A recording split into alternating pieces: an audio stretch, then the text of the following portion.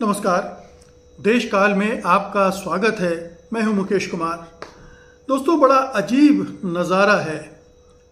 अजीब नज़ारा इसलिए है कि जो सरकार, जो पार्टी तालिबान को घनघोर दुश्मन मानती थी, जो पार्टी, जो सरकार मुसलमानों को फूटी आंख नहीं देख सकती, जो सरकार, जो पार्टी तालिबान को दुनिया का सबसे बड़ा आतंकवादी समूह मानती थी, जिस पार्टी ने तालिबान के काबुल पर काबिज होने के बाद संबंध तोड़ लिए थे, कूटनीतिक संबंध तोड़ लिए थे, अपना दूतावास बंद कर दिया था, अब वही सरकार तालिबान के विदेश मंत्री अमीर खान मुत्तकी की मेजबानी कर रही है, उनके साथ मीटिंग्स कर रही है। मुत्तकी 6 दिन के दौरे पर भारत आए हुए हैं। वो भारत सरकार से बातचीत कर रहे हैं। वो देवबंद भी जाएंगे, आगरा भी जाएंगे। तो ये एक, आप समझ सकते हैं कि एक तरह का शीर्षासन है इस सरकार के फॉरेन पॉलिसी में। और बहुत सारे शीर्षासन हमने पिछले 6-8 महीनों में देखे हैं कि कैसे ये सरकार अपनी नीतियां उलटती पलटती रही है। जो चीज़ें कल वो सही बता रही थी, आज उसके विपरीत एक्ट कर रही है, और जो गलत बता रही थी, आज वही करते हुए नजर आ रही है। पूरी दुनिया जानती है कि तालिबान क्या है। तालिबानों ने किस तरह से खून खराबा किया है, अफगानिस्तान में किस तरह से महिलाओं के साथ बदसलूकी की है, अत्याचार किया है, उनको घरों में बंद कर दिया है, उनकी सारी गतिविधियों पर रोक लगा दी है। वो सार्वजनिक तौर पर निकलकर काम भी नहीं कर सकती हैं, खेल कूद से बाहर कर दिया है। वो तालिबान जिससे अभी भी दुनिया के बहुत सारे, अधिकांश देशों ने रिश्ते सामान्य नहीं किए हैं, उस तालिबान से अब भारत सरकार हाथ मिला रही है, उसके साथ रिश्ते सुधार रही है, आगे बढ़ा रही है। ऐलान किया गया है कि काबुल में जो एम्बेसी बंद कर दी गई थी 2021 में, अब वो फिर से खोल दी जाएगी। और बहुत जल्दी हम ये भी सुनेंगे कि ये सरकार तालिबान सरकार को रिकॉग्नाइज कर रही है, मान्यता दे रही है, उसके साथ पूरे संबंध बहाल कर रही है। तो ये उल्टी गंगा क्यों बह रही है इस सरकार में? क्यों उसे ऐसा करना पड़ रहा है? जाहिर है कि वो जो काम कर रही थी, वो एक अंध विरोध में कर रही थी, मुस्लिम विरोध में कर रही थी, और एक जो व्यवहारिक राजनीति होती है, अंतर्राष्ट्रीय कूटनीति होती है, उसका तकाजा अक्सर दूसरा होता है। वैचारिक तौर पर आप विभिन्न देशों से ना इत्तेफाकी रख सकते हैं, आप उनके साथ वैसे घनिष्ठ नहीं हो सकते हैं, लेकिन आपको कई बार ऐसे कड़वे फैसले लेने पड़ते हैं जो आपके नैतिकता, सिद्धांतों और आदर्शों के अनुरूप नहीं होते। और वही हम होते हुए देख रहे हैं पिछले 4-5 महीनों में। इस सरकार ने जो अपनी डोमेस्टिक पॉलिसी है और अपनी जो पार्टी की आइडियोलॉजी है, उसको विदेश नीति पर थोपने की कोशिश की, और उसके आधार पर अंतर्राष्ट्रीय संबंधों की शिनाख्त की, और उनको उस तरह से परिभाषित किया कि हमारे सारे संबंध गड़बड़ा गए। और अब ये नौबत आ गई है कि हमें तालिबान सरकार से संबंध सुधारने, आगे बढ़ाने की ज़रूरत पड़ रही है। ये मजबूरी आई क्यों, ये समझने की ज़रूरत है। ये यूं ही नहीं आई है, ये मजबूरी आई है क्योंकि जो भू राजनीतिक परिवर्तन आए हैं इस पूरे इलाके में, जो नए सामरिक समीकरण बन रहे हैं, उन्होंने इस सरकार को धक्का दे दिया है कि आप अपनी नीतियों को बदलो, पुनर्विचार करो, सुधार करो। और वो जो आप अपनी डोमेस्टिक पॉलिटिक्स के बंधुआ हो गए थे, उसके नज़रिए से आप अंतर्राष्ट्रीय राजनीति, विदेश नीति, कूटनीति को देख रहे थे, वो चश्मा नहीं चलेगा। आपको एक नया व्यावहारिकता का चश्मा पहनकर काम करना पड़ेगा। और ये तालिबान के साथ जो संबंध आप बदल रहे हैं, ये एक उसकी बानगी है कि कैसे परिस्थितियां आपको फोर्स करती हैं आपको कड़वी गोली निगलने के लिए। तो भारत सरकार ये कड़वी गोली निकल रही है। दो प्रमुख बातें हैं जो उसे मजबूर कर रही हैं। पहली तो बात यह है कि चीन का जो रुतबा, जो प्रभाव इस पूरे इलाके में बढ़ रहा है, उसको कैसे काउंटर करें, या काउंटर अगर नहीं कर सकते हैं तो कम से कम अपनी स्थिति को थोड़ा सुदृढ़ तो करें। कहीं ऐसा ना हो कि हम चारों तरफ से चीन से घिरे बैठे होंगे और हमारे पास कोई रास्ता नहीं बचेगा। चीन हर मामले में 2 कदम आगे चल रहा है हमसे। पाकिस्तान तो उसके कब्जे में पहले से है। अफगानिस्तान को भी उसने अभी हाल में अच्छे से अपने से जोड़ लिया है।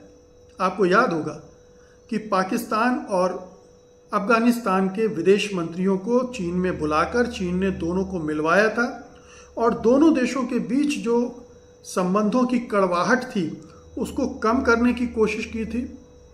और अफगानिस्तान को सीपेक, जो उसका कॉरिडोर है, जो आर्थिक प्रोजेक्ट है, पाकिस्तान और अफगानिस्तान दोनों उसके हिस्सेदार हैं, उसको कैसे मजबूत किया जाए, इसमें उन दोनों का मदद भी ले ली उसने। तो पाकिस्तान के साथ अफगानिस्तान को भी उसने जोड़ दिया। और हम कुछ नहीं कर पा रहे थे। हमने कुछ समय पहले तालिबान से अपने रिश्ते सुधारने की कोशिशें शुरू की, ये जानते हुए कि अगर अफगानिस्तान से हमारे रिश्ते नहीं सुधरे तो एक तरफ पाकिस्तान अफगानिस्तान का इस्तेमाल हमारे खिलाफ करेगा और दूसरा चीन तो करेगा ही करेगा। तो ये एक मजबूरी थी जिसने भारत को फोर्स किया। पाकिस्तान अफगानिस्तान का इस्तेमाल आतंकवाद के एक्सपोर्ट में करता रहा है। लश्कर-ए-तैयबा जैसे संगठनों को अफगानिस्तान के ज़रिए कश्मीर में दिक्कतें खड़ी करने की कोशिश की गई हैं। तो ये एक मजबूरी थी जिसकी वजह से ये ज़रूरी हो गया था कि तालिबान के साथ हम संबंध बेहतर करें। एक दूसरी मजबूरी ये थी कि तालिबान धीरे धीरे क्षेत्रीय शक्तियों के साथ अपनी स्थिति सुधार रहा था।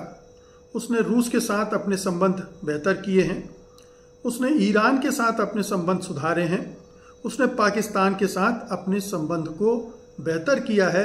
और इस वजह से भारत को लग रहा था कि वो अलग थलग ना पड़ जाए, तो उसे झक मारकर तालिबान के साथ अपने कूटनैतिक संबंधों को फिर से उसमें जान फूंकने की ज़रूरत पड़ी और उसी के साथ ये सिलसिला शुरू हुआ है। अब ये औपचारिक मान्यता तक जाएगा या नहीं जाएगा, ये देखने वाली बात है। लेकिन यहाँ तक तो फोर्स कर दिया तालिबान ने, अफगानिस्तान ने, कि आप हमारे साथ बैठो। आप हमसे इतनी दूरी बरत रहे थे कि हमें अछूत मान रहे थे, आज आपको हमारे साथ बैठकर बातचीत करना पड़ेगा, हमारी मदद करनी पड़ेगी, अगर हमारी मदद आप चाहते हो तो ये एक नया पूरा पैराडाइम शिफ्ट जिसको कहते हैं इस खित्ते में, इस इलाके में ये हो गया है। भारत की मजबूरियां भर नहीं हैं, भारत की ज़रूरियात भी हैं जिसकी वजह से उसे अफगानिस्तान के साथ संबंध सुधारना पड़ रहा है।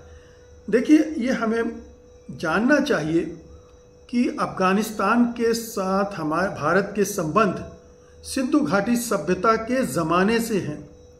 मौर्य काल में वो संबंध थे और वो संबंध लगातार बने रहे। जो यहाँ के शासक थे वो वहाँ तक अपने संबंधों और अपने राज्य का विस्तार भी करते रहे हैं। अंग्रेजों ने भी विस्तार करने की कोशिश की, औरंगजेब ने भी विस्तार करने की कोशिश की। तो ये सिलसिला अफगानिस्तान के साथ हमारा लंबा और पुराना रहा है और भारत उसी रिश्ते को बनाए रखने के लिए काफ़ी हद तक वहाँ एक्टिव रहा है। जो पुरानी सरकारें रही हैं उन्होंने लगातार अफगानिस्तान में बहुत सारे प्रोजेक्ट्स किए हैं, बहुत बिलियंस ऑफ डॉलर्स वहाँ इन्वेस्ट किया है ताकि अफगानिस्तान हमारे साथ रहे, हमारे खिलाफ ना हो, चाहे वो आतंकवाद का मसला हो, चाहे आर्थिक क्षेत्र में हमें उसकी ज़रूरत हो। भारत के लिए अफगानिस्तान मध्य एशिया का एक द्वार है।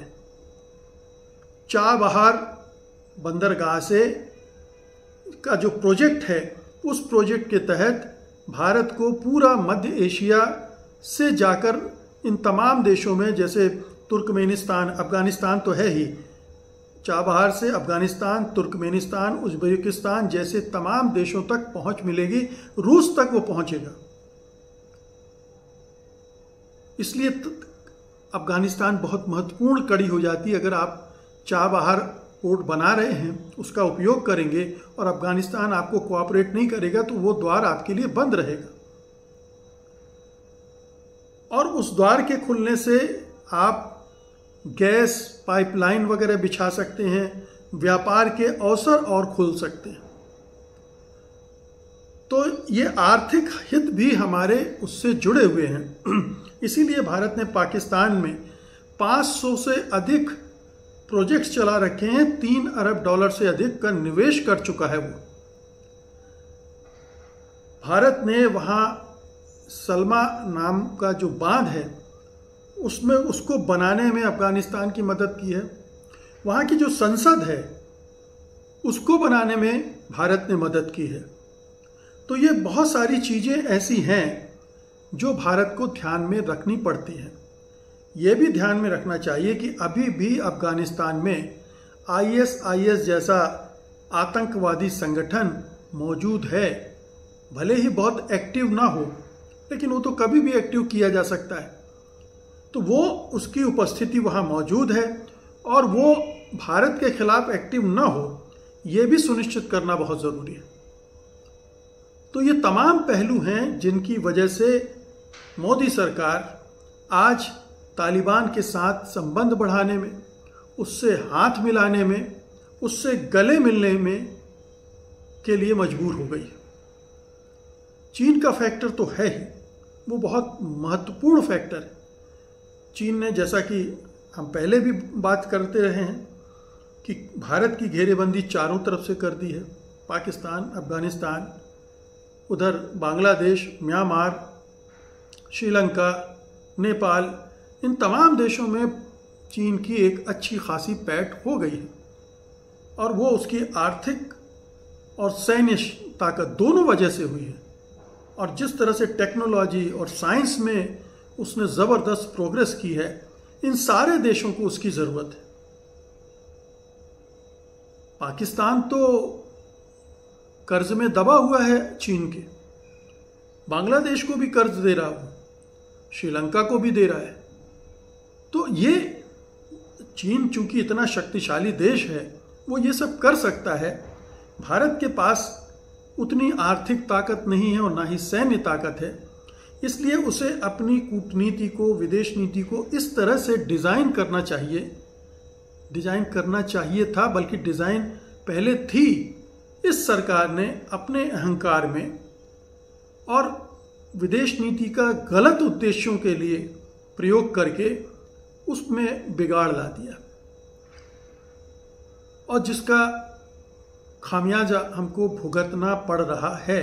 हर स्तर पर हमारी जग हंसाई हो रही है, हमारा मजाक बन रहा है, हमारी विदेश नीति मजाक बन गई, कूटनीति मजाक बन गई,